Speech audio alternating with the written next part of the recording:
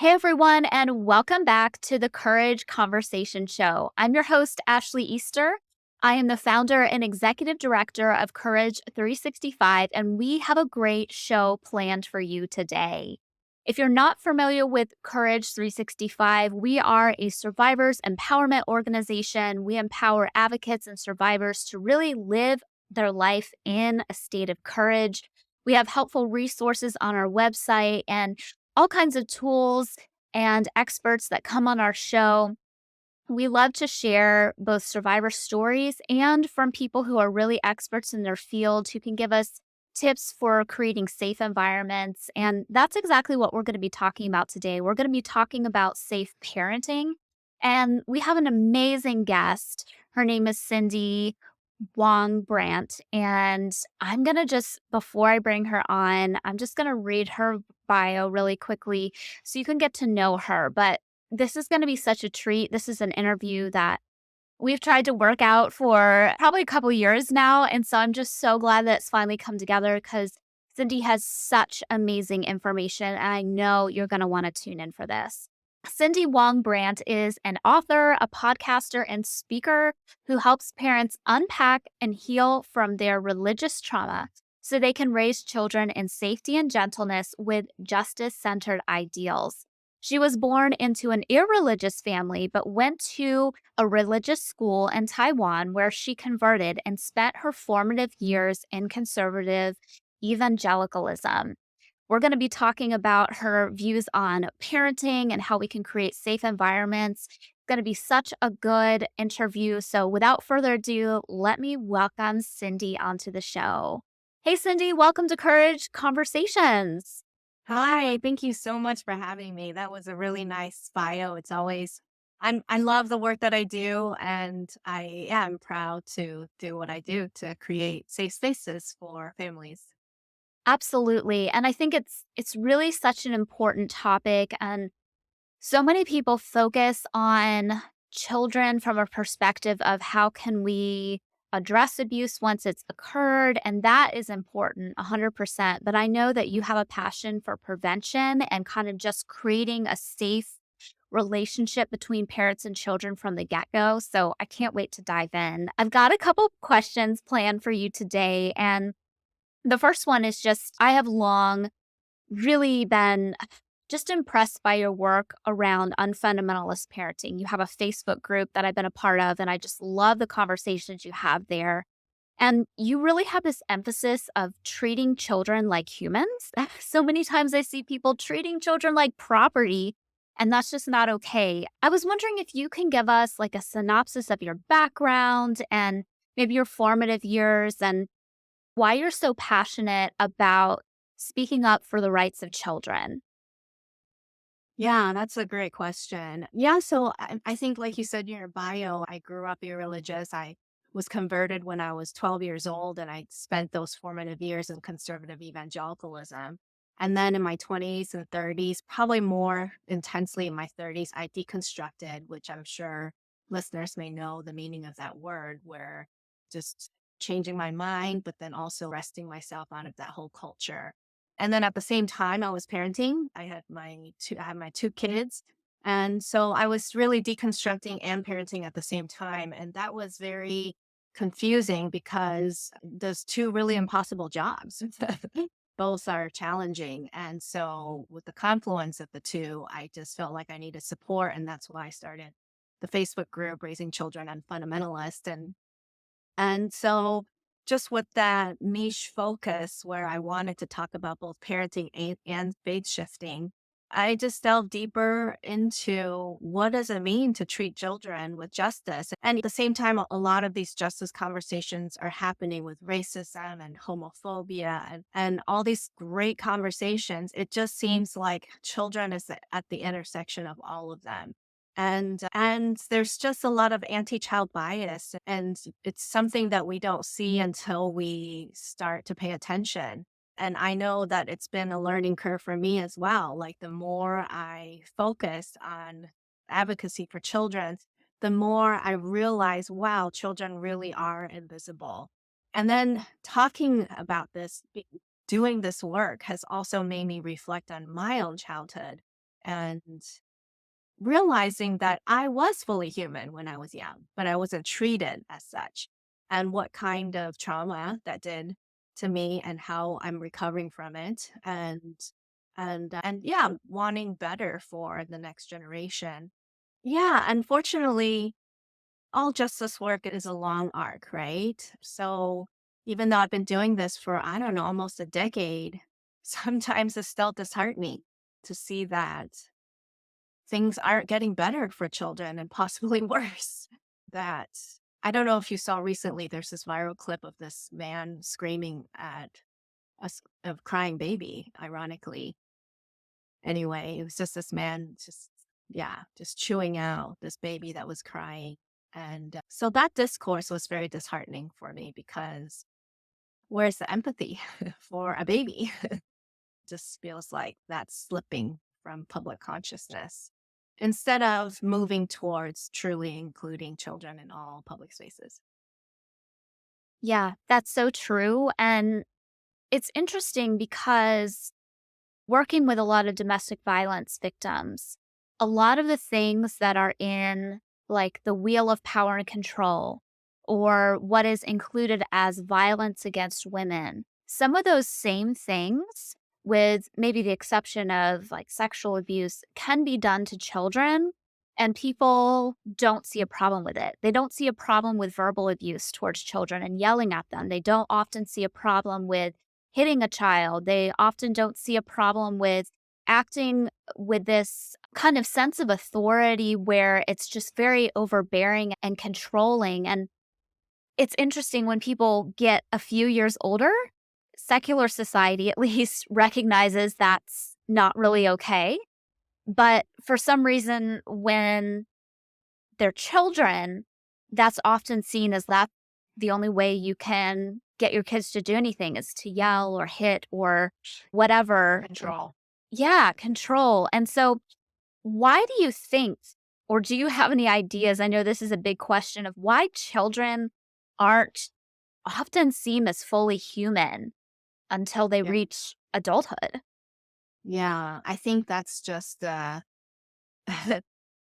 if you look at the history of childhood, it's actually very recently that children have been given the amount of respect and dignity that they've been given. Back in the day, infanticide, murdering infants was common and it's not even considered murder.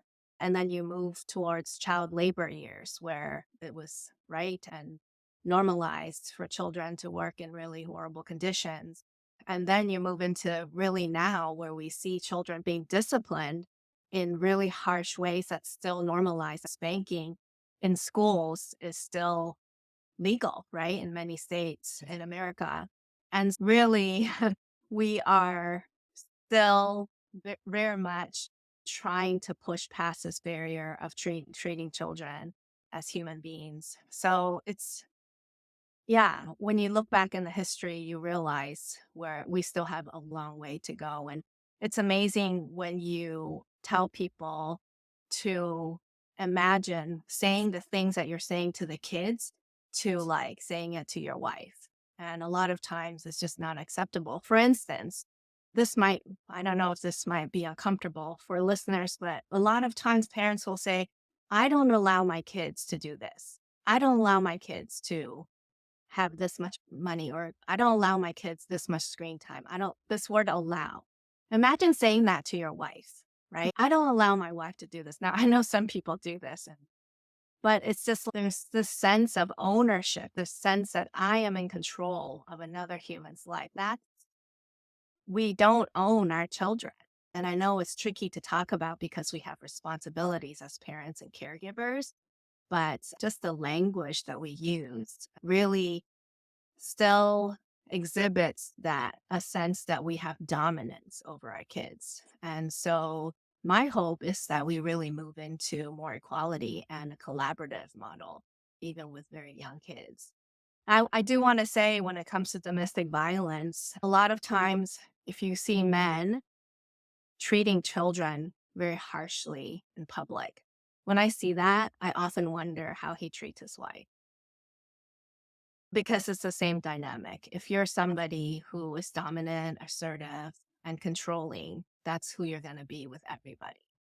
So that's one thing to kind of keep. It's a red flag. Another issue is that a lot of times women who are treated with dominance and control, they turn around and treat the children with dominance and control because they have power over them and they're powerless against their spouse.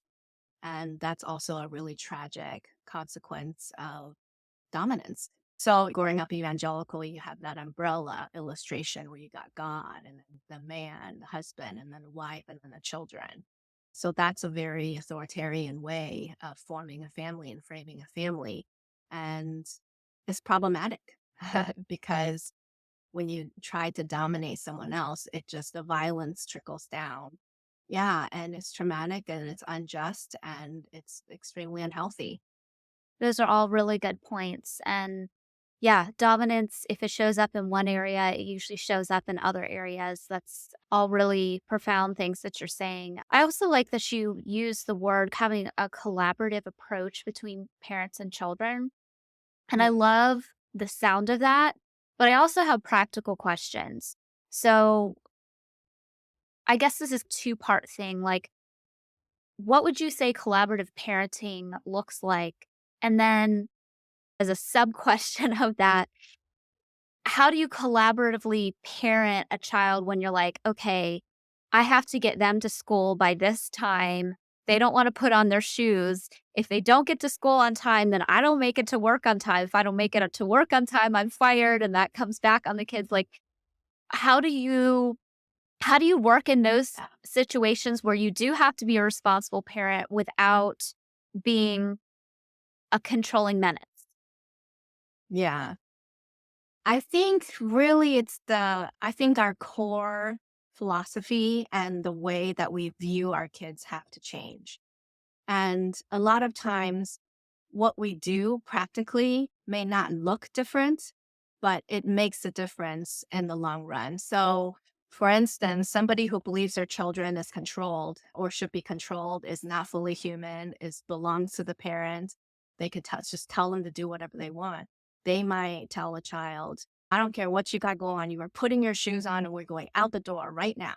And so that's one way to do it. A collaborative approach is you realize that we are a team and the family is a team, and we do need to have certain things work together so that mom and dad can get to work, so that they can pay the bills and feed the family. And that's for the benefit of the child as well. And so we need cooperation from both sides. And so in that situation, it might still end up being that the child has to do something that the child does not like. And so the end result might look similar, but the philosophy and the posture changes everything because, for one, you can be so much more gentle, right? You can say, listen, I'm not trying to exert dominance over you. I'm not trying to tell you what to do because you just have to listen. I'm trying to encourage you to get out the door because we're a team and you need to help me out and I'll help you out. But I can also see somebody, a parent who has a collaborative mindset, realize that a toddler cannot be hurried. They are developmentally not capable of sticking to an adult schedule. And they can maybe decide, okay, I'm going to ask my boss if I can go to school, if I can go to work a couple of hours later and maybe leave later so that I can give my toddler that time in the morning that they need to get out the door. Something a little bit more dramatic like that. I can see a collaborative parent being willing to make that choice because they realize that their child is a human being. And honestly, like a toddler needs to play. That's their job. They also have a job. And how can we help each other out? You help me do my job. I help you do your job. Do you see how that's so much more collaborative? That's viewing this child as also fully human, has needs that they need fulfilled, and as well as your own. Like, I think a lot of times we think gentle parenting is dismissing our own needs. It's not. I think gentle parents are more aware of their needs. Do you know why I know gentle parents are more aware of their own needs? It's because they honor their child's needs. When you honor someone else's needs, it's usually because you deserve to have your needs. People who don't honor other people's needs, they're not honoring their own. They're not aware that they have needs that are unmet. That's why they lash out. That's why they yell and scream and they are dysregulated because they are not fulfilling their own tank. So this man who's yelling at the baby crying on the plane, he is not aware that he has several unmet needs from his own childhood trauma, from maybe he was not seen and heard when he was a child, because a regulated, healthy human being does not yell at a crying baby. So actually, I think gentle parents and collaborative parents are people who are most aware of their own needs and they're constantly trying to fill their own needs to regulate themselves so that they can be healed and whole to parent their child. Yes, I love that. And it reminds me, my husband and I don't have kids right now, but we've had conversations about if we are to have a child, setting them up for success and we're like being cognizant of their developmental needs because we've seen people take children to like a restaurant and it's obviously past the child's bedtime. So it makes sense that the child would be Mm. fussy and crying. And then the adults are upset at the child when it's like, you're putting a child in a circumstance that they can't control on their own. They need their So sleep, and much it's really on the stimulation. parents. Yeah. Well, the thing is, children just don't have a lot of choice. Children don't have a lot of power. A lot of children, pre-verbal children, can't even tell you how they're feeling. So we have a home video of my son as a baby, and he was just born. Okay, this is so funny. It was like I was holding him after I just pushed him out, and his sister came over and he's like talking in his ear, and he starts pouting. His lips start curling. He was sad. And we were just like, oh my gosh, look how much he loves you, honey. And it was so clear to us, now looking at the video, he was being overstimulated. He had this loud toddler booming in his ear, but he was a baby and he couldn't tell us, I don't like this noise in my ear. So like pre-verbal children have so many needs that they communicate by crying. Toddlers communicate by tantrums. Preschoolers communicate by some misbehavior or behavior issues, but they're telling us what their needs are.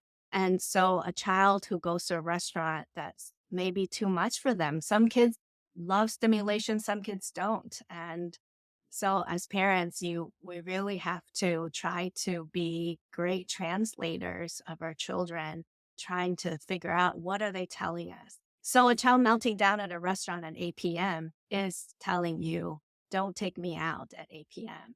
And it's okay. We can't expect parents to be no, none of us know what's going on in another person's mind. So we can't expect parents to know that either. And that's why people in public should have more grace on parents who are taking their kids out. Like they're learning, but yeah, to have compassion on both the parents and the children.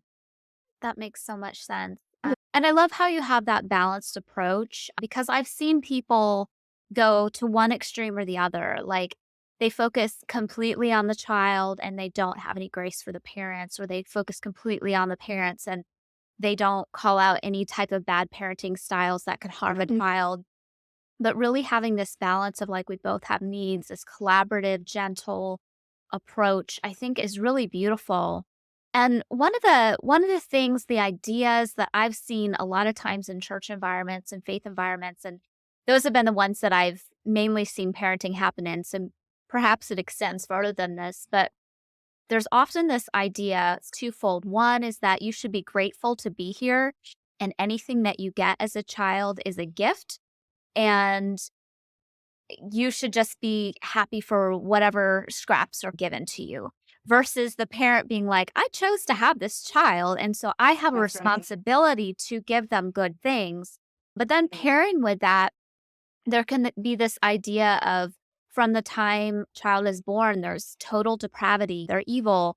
As a baby, I don't remember this, but I was told stories multiple times, and it was actually really humiliating. My dad told us in front of a church Sunday school class once that when I would cry as a child, they thought I was demonically possessed and they did like an exorcism. And I think it's just so unhelpful when people have those ideas that child comes out of the womb with something evil in them, and then on top of that, anything good that they receive, they should just be grateful for the scraps versus parents had the autonomy to bring that child into the world. In most cases, there are a few exceptions Well, to that. that's the thing, right? Women don't have autonomy over their Yeah, bodies and that's over true. their goals. Yeah, I think the original sin doctrine is extremely damaging to children because it affects the way you treat the baby. If you think a baby's crying because they're depraved, you're going to try to exorcise a demon out of them. You're going to try to let them cry it out. You're going to discipline, even spank a baby. There's extremely ignorant of a child's normal development. Baby, you need to be tending to their every cry. That's what they need. They're crying because they need your comfort and they need to be fed or changed. And then that just goes on as toddler and preschool and school age and teenager kids. It's like having this idea that humans are sinful is going to impact the way a parent parents a child. And it's in the most damaging way if you believe that they're inherently wicked and sinful, as opposed to they have needs that need to be met and they are figuring out who they are and learning. So it it makes all the difference that one single theology. So yes, I'm very anti original sin. And this idea that children are should be grateful to be here. I feel like I'm always apologizing for bringing my children into this world with all its struggles. Like, I chose to do this to you. No, yes, we didn't, babies did not have a choice to come into this world. We didn't have a choice to be born into the family that we were born into. And I harp on this point often. Babies, children do not have a lot of power. And I don't say this to well, the reason that I say it is so that we are very conscious of power dynamics, that we're always very conscious of how much power we have over children. And I don't think even the most gentlest parents can equalize that power. It's hard because if a child is this tall, just in physical stature, we have more power and we can't change that. And so we have to almost overcompensate for that power differential. But yes, being conscious of it is a huge thing. And so I'm always saying, they don't have power. They didn't choose to be here. They don't get to choose so many things. There are so many things that are powerless to them. They don't have money. So yeah, it's hard. It's hard being a child. Let's try to support them as much as we can. Yeah, I love that so much, and it's such a deviation from the mainstream narrative that's out there, both in religious communities, but also honestly in secular communities as well. There's Mhm. just very few people talking about children in this sense. And that's what I really love and appreciate about your work. I've got a couple other questions. And one is just we talked about some of the toxic ideology around fundamentalist parenting, whether it's the control, the authoritarianism, violent parenting, those kinds of things. Okay, so when you think of what the ideals would be for parenting, if you could place those before us, what would be ideal in your mind, knowing that nobody hits the ideal, perfection doesn't exist. But what do you think in an ideal world the relationship between a parent and child would look like? What are parents really here to do on behalf of their children? I love that question. Yeah. I think that we are here to hold witness to our child's becoming. So, like I was saying before, you know how I said we have to become really good translators for our children's needs? So, I think the moment that our babies are born, they're trying to tell us who they are. First, they communicate their needs, right? A baby cries for milk and to be changed. But then as they get older, they're telling us, this is who I am. This is what I like. And this is what I don't like. This is what I think. These are my ideas. This is how I believe. And I think as a parent, our job and privilege and joy, really, it is to listen and learn and to be a participate in their becoming. So that's the main job. of course, we have responsibilities to feed and clothe them and to meet their needs. And that is our job because we chose to have them. Like they are entitled. Like children are literally supposed to be entitled to these things because we chose to bring them. We chose to give them life. And so, yeah, we have our responsibility, we have our obligations to meet their needs. But beyond that, I think that we have this joy of getting to know these small human beings and then developing a relationship with them and eventually, hopefully, become good friends. And I feel like there's always this debate in parenting circles is, oh, are you supposed to be your child's friend? And whatever. I don't really care that much about that debate. But I do think that, especially when your children become adults, like that is a relationship that they don't need you anymore.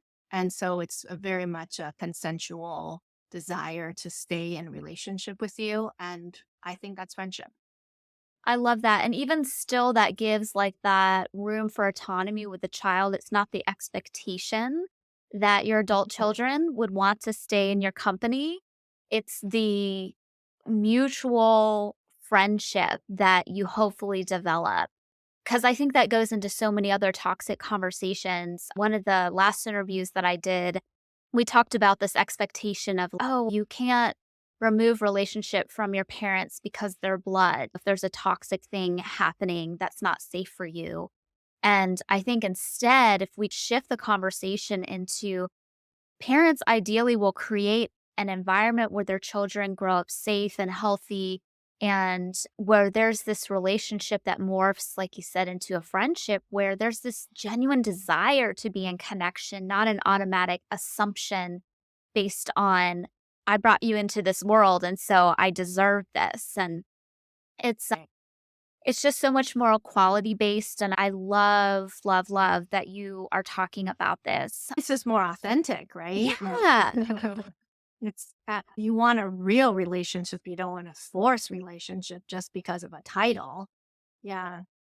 That's such a good point that I hadn't even thought of. I think there are a lot of people who are in relationship with their parents simply because they share DNA and there's a title versus actually wanting to be with them. And like, how sad is that to be in a relationship with somebody where it's this feeling of I have to be here? That's not authentic. And so I love that you brought that forward. One last question is, what advice would you give to parents who maybe they are leaving fundamentalism and they're in the middle of their parenting process? And maybe the beginning of their parenting, they were very fundamentalist. They were very authoritarian. Maybe they made some decisions with parenting their children that they're not proud of anymore. What encouragement would you give to them about making that healthier transition and approaching this change with their children? What would you say to that? Yeah, that's such a great question. So we know that good parenting or connected parenting, like every other relationship, I think it's not different from other relationships, is like 99% repair, right? It's not about getting it right at the first time. I think it's just like the whole taking your kids out to a restaurant at 8 p.m. Maybe that was a mistake, but you learn from that and you repair, right? So I think that's how I would view parents who raise their children fundamentalist in the beginning. I did as well. And I have a lot of regrets about that. And I think it's important for us to I don't think remorse is a bad thing. It's good to be remorseful of, let's say, if I spank my kids, I think it's a good thing that I'm remorseful of that. But then to not get stuck in that, because eventually you're just going to become a burden to your children if you're like constantly apologizing to them and constantly saying, I'm so sorry. You're making it about you. So feel your feelings and move past it and don't continue to harm yourself. Don't continue to shame yourself and do better. And that's what we're always doing as human beings, right? Like we're always hopefully learning and doing better and evolving. And so it doesn't matter if you grew up fundamentalist or not, or if you started off being a fundamentalist and then you're not anymore. It's not like all of a sudden you're going to be excellent and perfect. No, you're still learning and growing. And we continue to learn as more information, especially about child development, comes to light. We're always learning. And so I think people who have those fundamentalist roots, in a way, is our advantage because we already know how to repair, right? We've already deconstructed and know how to move through the shame of past mistakes, of trying to do better. And so we need to keep doing that. That is how we grow.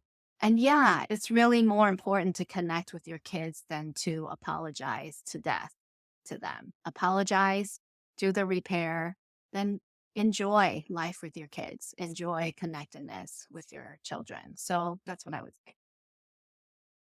That makes so much sense because apologies are important, but like you said, when we do it almost to a point of where it's overkill, it does shift it away from the person we're apologizing to and more to our own guilt and the things we should be working on for ourselves, and instead apologizing, repairing, doing better, and finding joy. Like, that really is so beautiful, and I wish more people would follow that process. Yeah. I really like talking about delighting in our kids because there's something so life giving about somebody who just delights in you. If a child walks into a room and then their parents' eyes light up and they're just like so excited to see them and just want to be in their presence, that sense of delight, I feel, is just transformative and is healthy and beautiful. Yeah, as much as I talk about recovering from religious trauma and being justice oriented, like all these really serious and intense issues, what I would really love is for parents to develop this capacity to delight in your kids. And really, it's not that hard. All you have to do is what I've been saying is to listen and to see your kid for exactly who they are. If you do that, it just won't be hard because your children are delightful. I run a huge parenting group. So I have parents talk about their children all the time. And usually it's because their children is having some sort of misbehavior, right? Oh, please help. My child is tantruming nonstop. My child won't get out the door. My child is bullying other kids at school. And when they tell their story, they always say, but my child is loving and kind and caring, or but my child is sweet. And there's always, you can see it that there is something wonderful about this child, even though they're struggling, right? And I just love reading between the lines of the struggle that they're having with their children, because I'm like, because it's easier for somebody who's not the parent. Parents, you're in the thick of it, you're having to deal with the issues, you're the one that has to deal with the problems. And so all is the problem sometimes. But when you're not the parent and you're like, oh man, this child is adorable. Even when they're tantruming, they're adorable. Like, I think it's very easy for me to see that when I see other kids. I was like, this child is trying to communicate something in this beautiful, revolutionary way, flailing his arms about. I can see that. And I guess I just want parents to really develop that eye as well, to see outside of their circumstances, to just step back and see the whimsy and just how hilarious it is to be actively parenting oftentimes, and just to get that different perspective and infuse the sense of delight into parenting, I think is, yeah, a really worthy goal for your parenting life.